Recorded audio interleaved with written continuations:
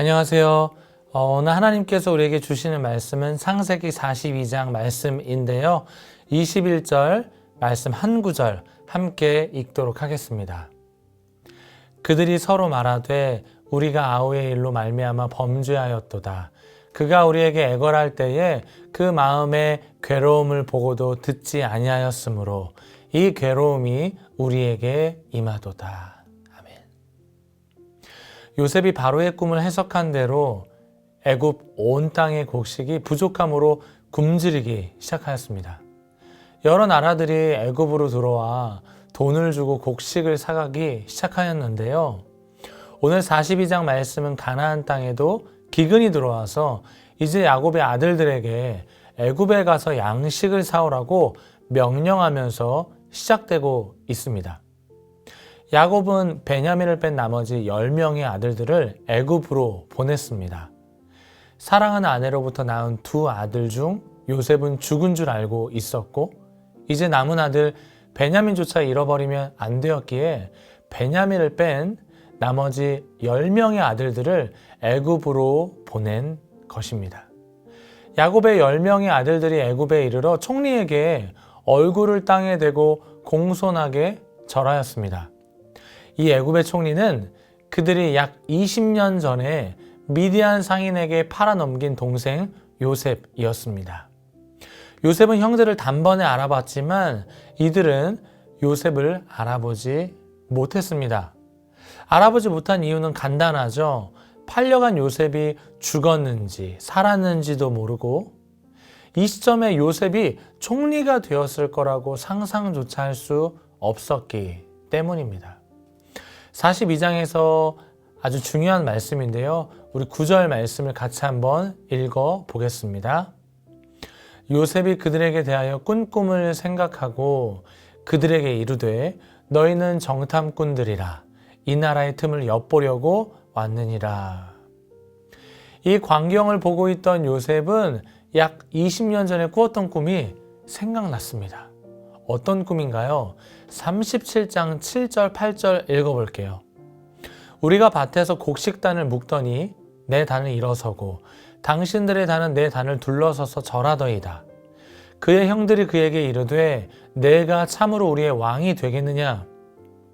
참으로 우리를 다스리게 되겠느냐 하고 그의 꿈과 그의 말로 말미암아 그를 더욱 미워하더니 요셉이 17살에 꿨던 꿈이 총리가 되어 형들을 만나고 난 후 생각나게 된 것이죠.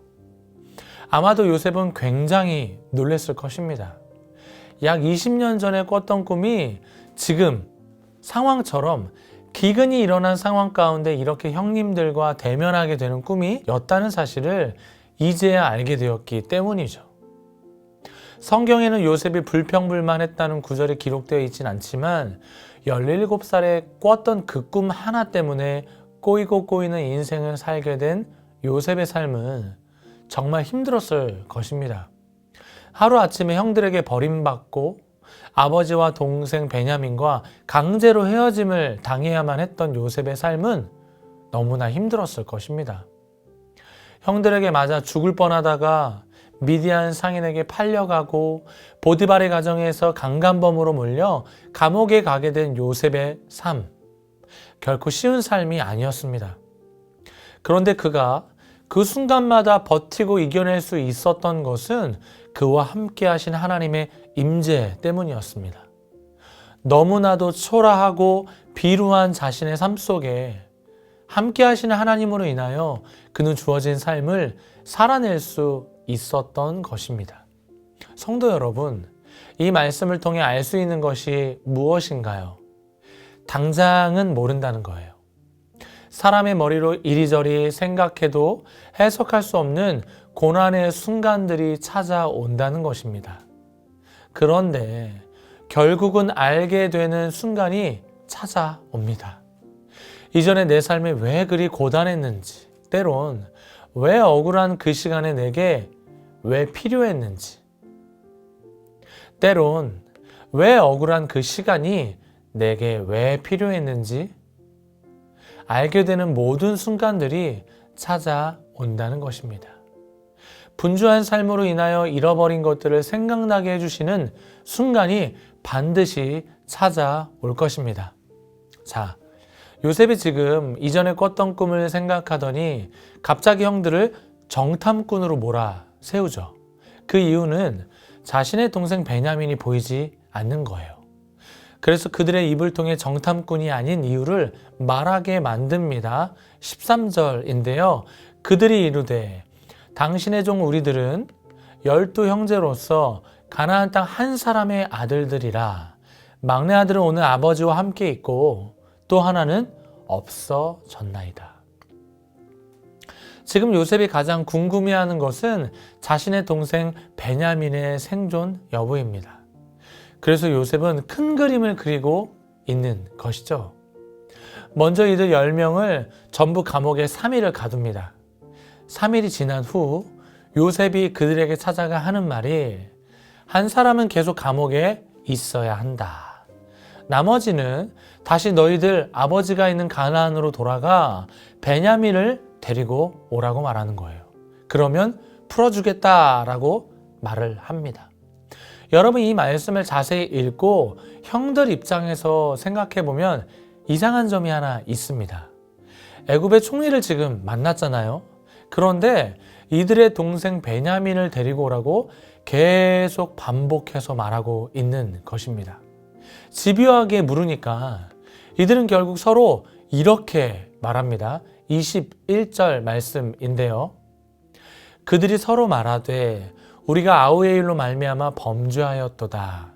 그가 우리에게 애걸할 때에 그 마음의 괴로움을 보고도 듣지 아니하였으므로 이 괴로움이 우리에게 임하도다. 여기서 말하는 아우는 요셉인데 사실 이 10명의 요셉의 형들도 20년이 지나도록 무거운 짐을 짊어지고 살았습니다. 자신의 동생이었던 요셉을 애굽으로 가는 미디안 상인에게 팔아 넘겨버린 무거운 짐, 그리고 그것을 아버지에게 요셉이 죽었다고 거짓말을 한 채 그렇게 20년 이상을 살아온 것입니다. 그런데 오늘 그 애굽에서 감옥에 3일을 있다가 나와서 한 사람만 감옥에 있게 하라는 이 총리 요셉의 말 앞에 그들은 이제야 비로소 서로의 죄를 조금씩 돌아보게 되는 것입니다. 이제 그들은 총리 요셉의 말대로 시므온만 애굽에 남겨두고 나머지 가나안 땅, 곧 자신들이 거주하는 집으로 가게 됩니다. 그런데 중간에 잠시 쉬려고 들렀던 여관에서 한 사람이 나귀에게 먹이를 주려고 자루를 풀어보는데 그 안에 돈이 있는 거예요. 분명 애굽에 가서 돈을 주고 지금 곡식을 받아왔는데 그 돈이 그대로 그 양식 자루에 있는 것입니다. 큰일이 난 것이죠. 그때 이들이 무슨 말을 하는지 한번 들어보시기 바랍니다. 28절입니다. 그가 그 형제에게 말하되 내 돈을 도로 넣었도다. 보라, 자루 속에 있도다. 이에 그들이 혼이 나서 떨며 서로 돌아보며 말하되 하나님이 어찌하여 이런 일을 우리에게 행하셨는가 하고. 여러분, 이 형제들은 언약의 후손으로 훗날 이스라엘 12지파의 조상이 될 사람들입니다. 그런데 지금은 어떤가요? 형편없습니다. 그렇기 때문에 이들 자신이 하나님 앞에서 얼마나 형편없는 사람인지 깨닫게 하시는 것입니다. 그래서 감옥에 들어가게 하셔서 고통과 괴로움을 겪게 하시고 또 이 양식 자루에 돈을 넣어놓고 도둑으로 만든 뒤 결국 이들을 회복시켜 주시고자 하시는 크고 놀라운 하나님의 섭리가 있는 것입니다. 성도 여러분, 하나님께 존귀하고 거룩하게 쓰임받기 위해서는 이 시간이 반드시 필요합니다. 저와 여러분들이 하나님 앞에서 얼마나 큰 죄인이고 이 죄인된 우리를 위해 죽으신 예수 그리스도의 십자가 사랑이 얼마나 크신 은혜인지 깨닫게 될 때 복음을 생명으로 전하는 전도자로 살아갈 수 있다는 사실을 믿으시기 바랍니다. 이처럼 우리의 삶이 억울한 누명을 당하기도 하고 말도 안 되게 일이 틀어지는 상황을 겪는 순간이 찾아올 수 있습니다. 이때 하나님을 원망하면 안 됩니다. 한숨만 내뱉고 후회만 하면 안 됩니다. 자신의 잘못을 인정하고 회개의 자리까지 나아가야 하는 줄 믿습니다. 하나님이 어떻게 나에게 이러실 수 있지? 라고 말하기 이전에 하나님, 저는 죄인입니다. 라고 고백하는 성도님들이 되시길 축복합니다. 지금 이 형들은 히브리어로 대화하고 있습니다. 그런데 지금 이 말을 요셉은 다 듣고 있습니다. 17살의 요셉이 살려달라고 울면서 말한 그때 자신들이 요셉의 괴로운 마음을 보고 들었음에도 불구하고 그를 우리가 외면했었다는 이 형들의 말을 들은 요셉은 자리를 피해 울고 다시 돌아옵니다. 하나님께서 지금 이 요셉의 남은 상처들을 또한 하나하나 지워가고 회복시켜 주시고 계시는 거예요. 이렇게 요셉의 형들을 빚어가시고 요셉을 더 단단하게 하시는 하나님은 마지막으로 야곱을 내려놓게 하실 것입니다. 야곱은 20년이 더 지난 지금까지 베냐민을 붙들고 있었습니다. 그러나 야곱이 베냐민을 내어주어야 온 가족이 살 수 있고 하나님의 언약이 성취되는 것입니다. 끝까지 완고한 야곱의 삶을 어떻게 빚어가실지 사모하는 마음으로 이 매일의 묵상과 함께 해주시길 바랍니다. 사랑하는 성도 여러분, 이렇게 하나님은 다양한 영역에서 하나님의 사람들을 새롭게 하나님의 때에 하나님의 방법으로 만들어 가십니다.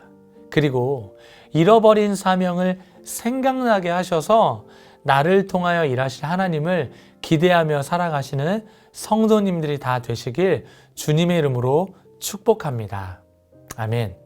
말씀을 마치며 여러분 이 매일의 묵상을 통해 누리신 은혜들이 있을 것입니다. 댓글창이 열려 있을 텐데요. 그 가운데 여러분의 받은 그 은혜를 나눠주시면서 다른 사람들과 함께 나에게 주신 하나님의 이 말씀을 나누며 함께 공유하고 더욱 이 은혜가 풍성하게 나뉘어지는 이 좋은 통로가 되길 원합니다. 댓글 달아주세요. 기도하며 오늘 말씀 마치겠습니다. 하나님 감사합니다. 하나님, 요셉의 삶을 인도해 가신 하나님, 언제나 요셉의 삶 가운데 함께 하셔서 그의 초라한 인생 가운데 형통한 인생으로 역사하셨던 하나님의 은혜를 우리가 말씀을 통하여 배우고 있습니다.